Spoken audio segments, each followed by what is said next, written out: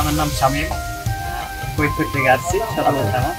তো শামীম ভাই, আপনি বলবেন যে আপনার এই অল্প বয়সে ব্যবসা করার চিন্তাটা কেন মাথায় আসলো? চিন্তা আসতো ভাই, আমি ভিডিও দেখছি অনলাইনে, অনেক ভিডিও দেখছি। আপনার ভিডিও দেখে আমার ভালো লাগে।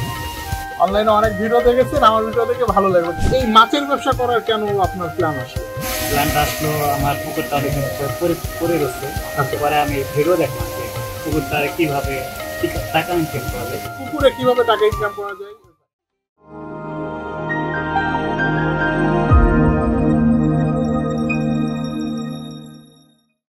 সুপ্রিয় মৎস্যচাষী ভাইরা, আসসালামু আলাইকুম। আশা করি আপনারা অনেক ভালো আছেন। শীতের সকালে আজকে সরাসরি আমার খামার থেকে আমি কথা বলতে চাচ্ছি, এবং আজকে যে কথাটা বলবো একদম তরুণ উদ্যোক্তা। আমরা যে বিষয়ে আমরা আপনাদেরকে সবসময় বলে থাকি যে আমরা নতুন উদ্যোক্তা নিয়ে কাজ করতে চাই, তেমন একটি ছোট ভাই আমি পরিচয় করে দিব।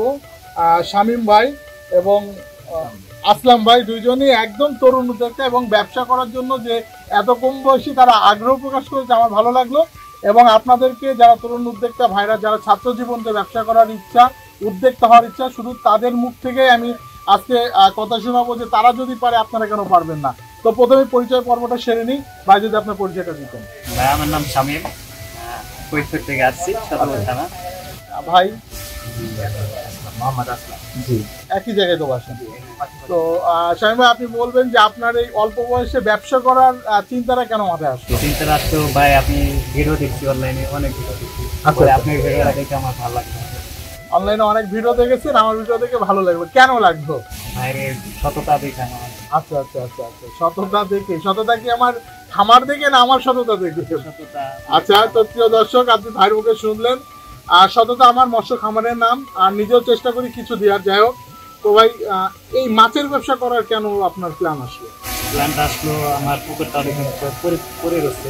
পরে আমি ভিডিও দেখলাম যে পুকুরটা কিভাবে টাকা ইনকাম করা যায়, পুকুরে কিভাবে টাকা ইনকাম করা যায়। পরে আপনি ভিডিও দেখে দেখলাম যে না, আপনার কাছ থেকে গেলে ভালো কিছু করতে পারেন। তো আপনি যখন ফিল্ডে আসছেন, আপনি দেখছেন, তো দেখে আপনার কি মনে হলো? আপনি তো সকাল ধরে আমার প্রজেক্টে আছেন, এবং আজকে আমার শুক্রবার ডেলিভারি ছিল।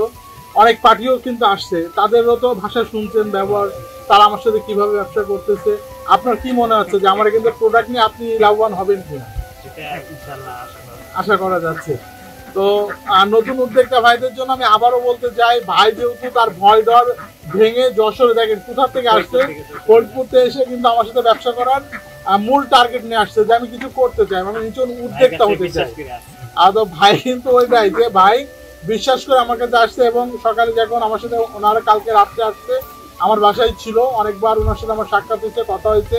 আমি তারে অনেক ধরনের পরামর্শ দিয়েছি, এবং তাকে আমি সাহস দিচ্ছি, এবং ভালো পোনাটা সংগ্রহ করে আমার প্রজেক্টে যে পোনা আছে, এই পোনার মা মাছটা কিন্তু আমি তাকে বেছে দিচ্ছি। আমি তাকে বলিনি, কিন্তু আমি তাকে যে মাছটা গ্রোথ সম্পর্কে আমার ভিতরে আমি রাখছি যে আমি শর্ট টাইমে তার একটা লাভবান। সে বলছিল আমি 1 বছরের কোর্স করবো, কিন্তু আমার প্ল্যান হচ্ছে 1 বছর না, ওনাকে 6 মাসের ভিতরে লাভটা দেখাতে হবে।